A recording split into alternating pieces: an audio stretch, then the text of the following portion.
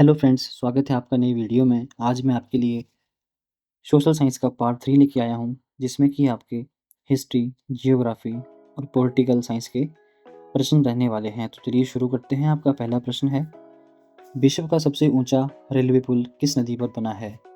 आपके ऑप्शंस हैं सतलुज, चिनाब, गंगा, अमेजन। सो इसका सही उत्तर है आपका ऑप्शन नंबर बी, चिनाब। यह जम्मू कश्मीर में स्थित है और इसकी हाइट है 359 मीटर। यह उधमपुर श्रीनगर बारामूला रेलवे लिंक परियोजना का हिस्सा है। आपका अगला प्रश्न है, किस गवर्नर जनरल के समय भारतीय राष्ट्रीय कांग्रेस बनी थी? आपके ऑप्शंस हैं Lord Ripon, Lord William Bentinck, Lord Dufferin, Lord Curzon. So इसका आंसर है आपका option number C, Lord Dufferin. और भारतीय राष्ट्रीय कांग्रेस की स्थापना 28 दिसंबर 1885 को हुई थी। आपका अगला प्रश्न है,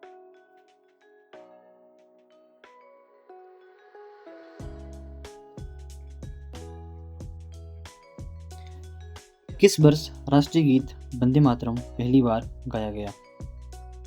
आपके ऑप्शंस हैं 1896, 1905, 1930, 1947। तो इसका राइट आंसर है आपका ऑप्शन नंबर ए, 1896। यह भारतीय राष्ट्रीय कांग्रेस के कलकत्ता अधिवेशन के समय गाया गया। इसे बंकिम चंद्र चटर्जी द्वारा 1874 में लिखा गया था तथा बाद में इसे 1882 में उनके उपन्यास आनंद मठ में प्रकाशित किया गया। आपका अगला प्रश्न है,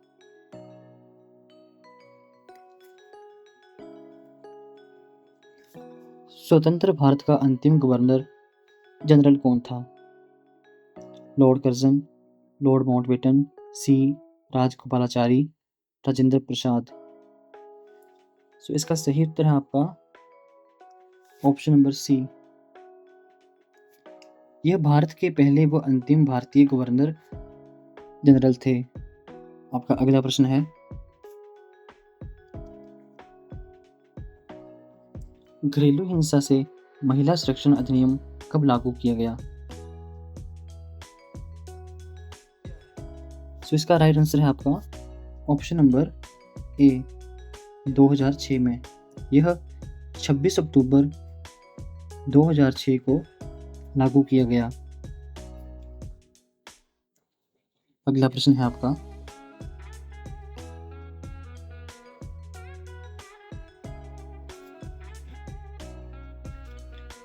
सम्राट अशोक किसके उत्तराधिकारी थे? तो आपके ऑप्शंस हैं समुद्रगुप्त, चंद्रगुप्त मौर्य, चाणक्य, बिंदुसार।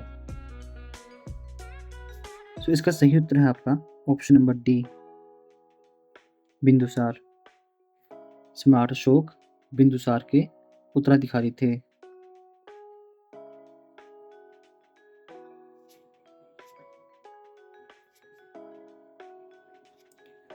मौर्य साम्राज्य के संस्थापक थे चंद्रगुप्त मौर्य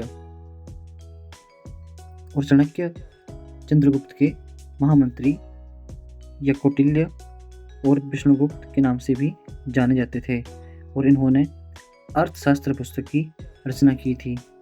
आपका अगला प्रश्न है,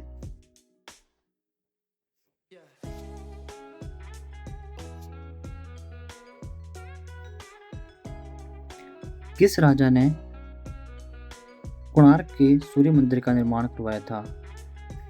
आपके ऑप्शंस हैं विक्रमदेव, महामेघवाहन, महिपाल द्वितीय, नरसिम्हा महादेव प्रथम।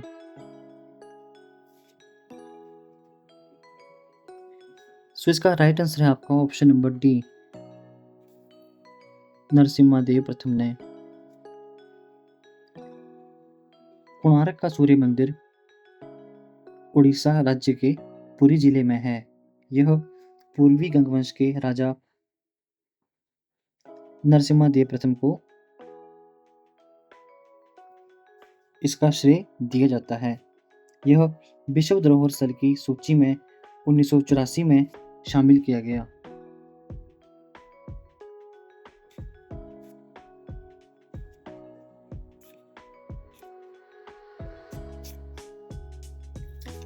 इसे यूनेस्को में 1984 में शामिल किया गया। यूनेस्को की स्थापना 16 नवंबर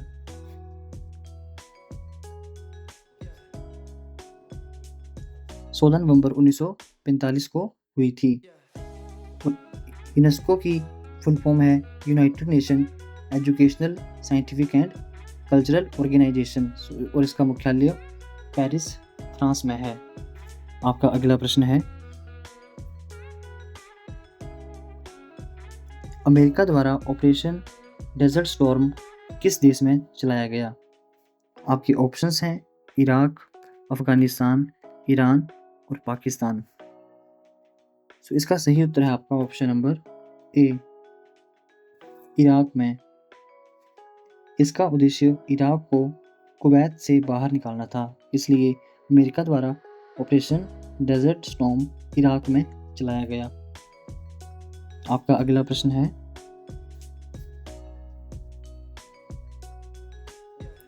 संयुक्त राष्ट्र की सुरक्षा परिषद के सदस्यों की संख्या कितनी है?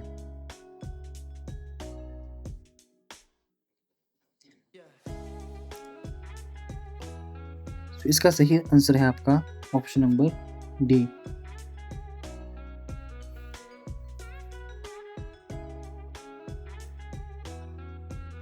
संयुक्त राष्ट्र की सुरक्षा परिषद में सदस्यों की संख्या 15 है और इसमें 5 सदस्य जो हैं वो स्थायी हैं और 10 जो हैं वो अस्थायी हैं।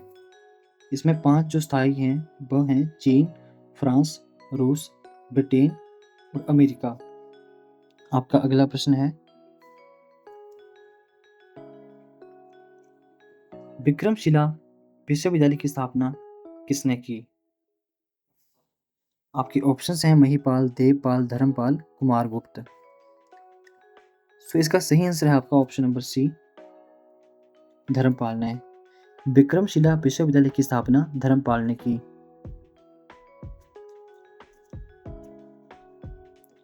धर्मपाल पाल वंश से संबंधित थे और जो नालंदा विश्वविद्यालय था उसकी स्थापना कुमारगुप्त ने की थी। यह गुप्त वंश के शासक थे।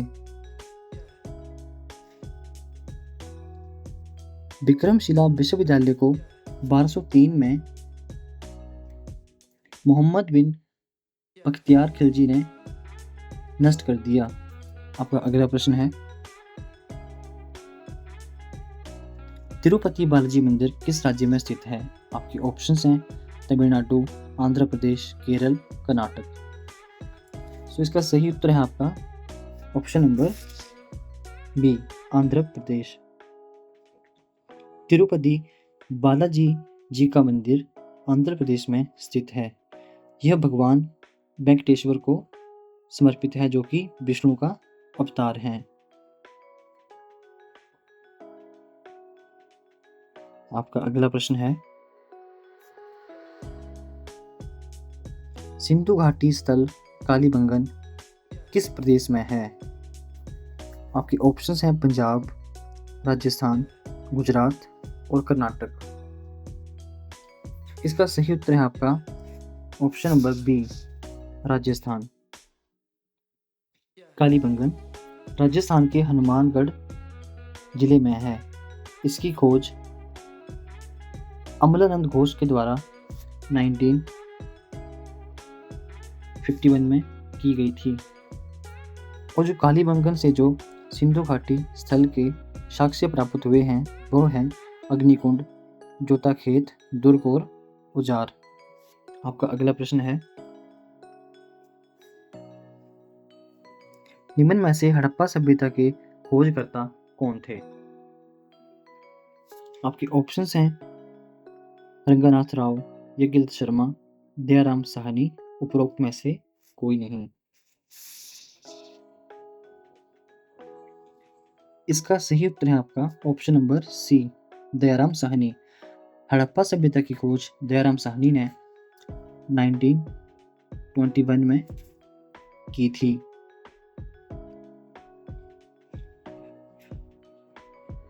और इसे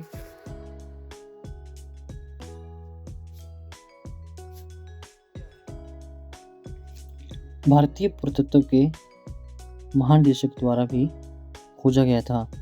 भारतीय पुरातत्व के प्रथम महानिदेशक थे सर अलेक्जेंडर कनिंघम, जिन्हें कि भारतीय पुरातत्व का जनक भी कहा जाता है। सिंधु घाटी सभ्यता या हड़प्पा की खोजकर्ता के समय जो महानिदेशक थे वह थे सर जॉन मार्शल। यह भारतीय पुरातत्व सर्वेक्षण महानिदेशक थे हड़प्पा सभ्यता की खोज के समय। आपका अगला प्रश्न है,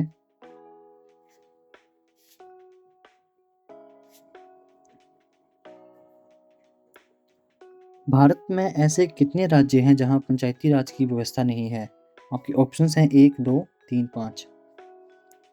तो इसका सही आंसर है आपका ऑप्शन नंबर सी, 3। भारत में ऐसे 3 राज्य हैं जहां पंचायती राज व्यवस्था नहीं है और इनके नाम हैं नागालैंड, मेघालय, मिजोरम। आपका अगला प्रश्न है, पृथ्वी अपनी धुरी पर घूमती है। आपके ऑप्शंस हैं उत्तर से दक्षिण, पूर्व से पश्चिम, दक्षिण से उत्तर, पश्चिम से पूर्व। तो इसका सही आंसर है आपका ऑप्शन नंबर डी, पश्चिम से पूर्व। पृथ्वी अपनी धुरी पर घूमती है, इसे घूर्णन कहा जाता है।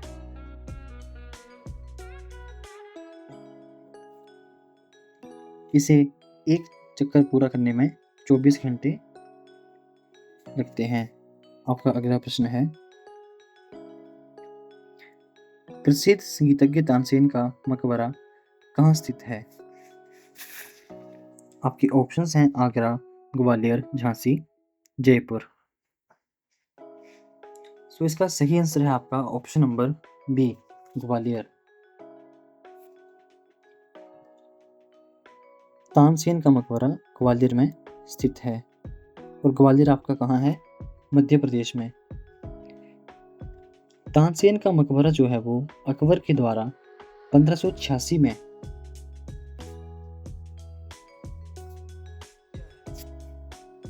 तानसेन की मृत्यु के बाद बनवाया गया। आपका अगला प्रश्न है,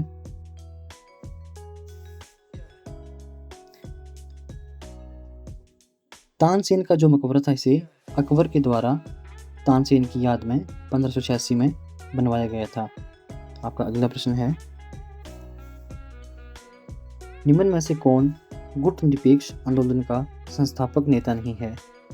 आपकी ऑप्शंस हैं Jawaharlal Nehru, Ronald Reagan, marshal Tito, colonel Nasser. तो इसका सही आंसर है आपका option number B, Ronald Reagan. आपका अगला प्रश्न है,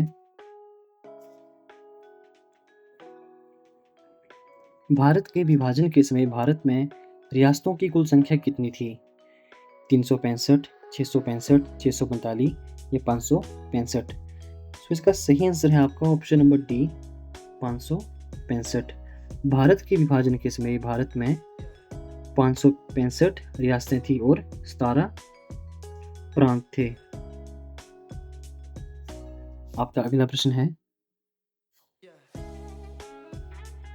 2.5 दिन का झोंपड़ा क्या है? 2.5 दिन का झोंपड़ा क्या है? आपकी ऑप्शंस हैं मंदिर है, मस्जिद है, महल है और किला है। सो इसका सही आंसर है आपका ऑप्शन नंबर बी, मस्जिद। 2.5 दिन का झोंपड़ा जो है वो आपकी मस्जिद है और यह राजस्थान के अजमेर में है। आपका अगला प्रश्न है,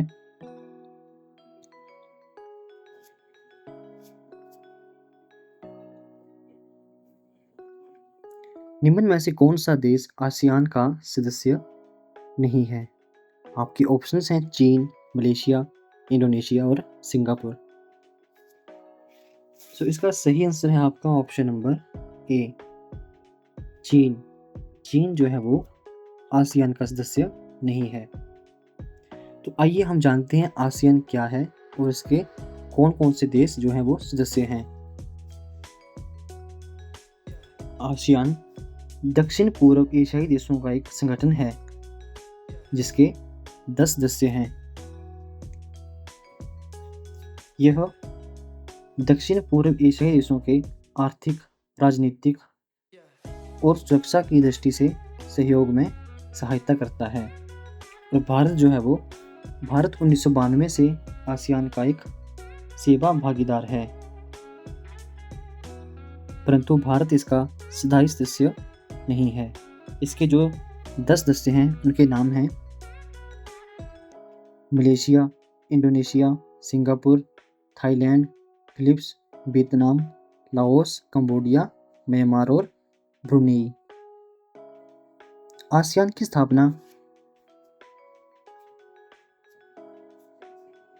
8 अगस्त 1967 को हुई थी। आपका अगला प्रश्न है, सांची का प्रसिद्ध स्तूप किस राज्य में स्थित है? आपकी ऑप्शंस हैं मध्य प्रदेश, राजस्थान, आंध्र प्रदेश, महाराष्ट्र। तो इसका सही आंसर है आपका option number A, Madhya Pradesh.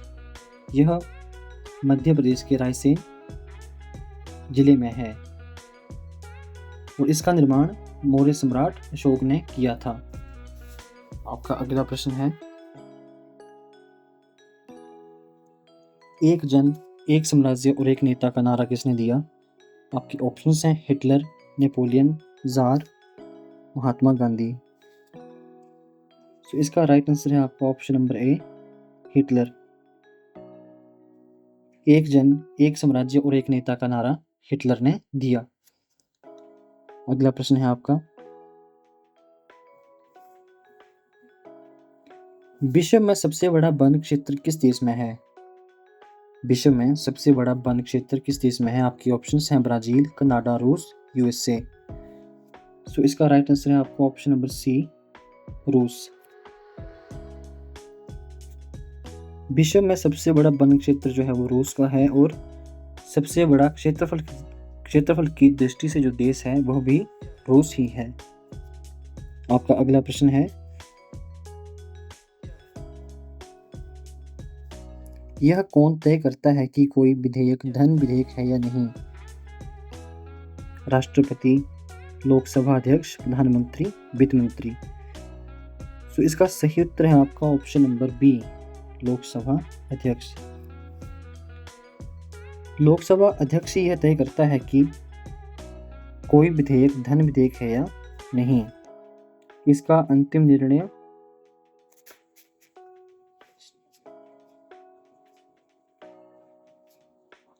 निर्णायक होता है, इसे चुनौती नहीं दी जा सकती। यह तय करने के लिए संविधान के अनुच्छेद 110 क्रॉस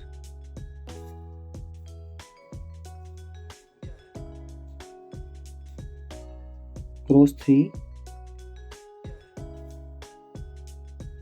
में इसका प्रावधान है जिसका की प्रयोग लोकसभा अध्यक्ष करता है। आपका अगला प्रश्न है, वीटो किस भाषा का शब्द है? फ्रेंड्स, मैं आपको बता दूं कि HP टैट के लिए यह वीडियो काफ़ी इंपॉर्टेंट है और इसमें जो क्वेश्चन पूछे जाते हैं वो हर साल के टैट एग्ज़ाम में रिपीट होते रहते हैं। तो मैंने आपको बताया कि ये जो प्रश्न अभी आए हैं ये मैंने आपको पिछले पार्ट में भी करवाए हुए हैं। जो वीटो जो है वो आपका लैटिन भाषा का शब्द है। आपका अगला प्रश्न है, तख्त ए ताउस पर बैठने वाला अंतिम मुगल बादशाह कौन सा?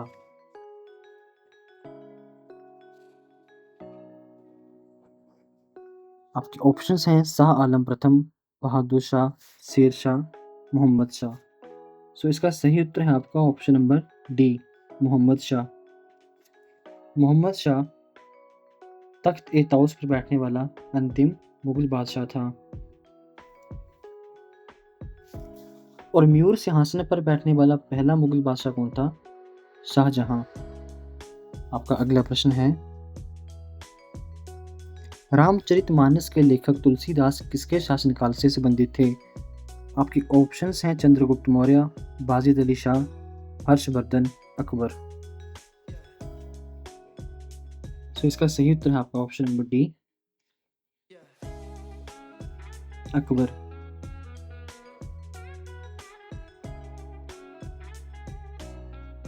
आपका अगला प्रश्न है,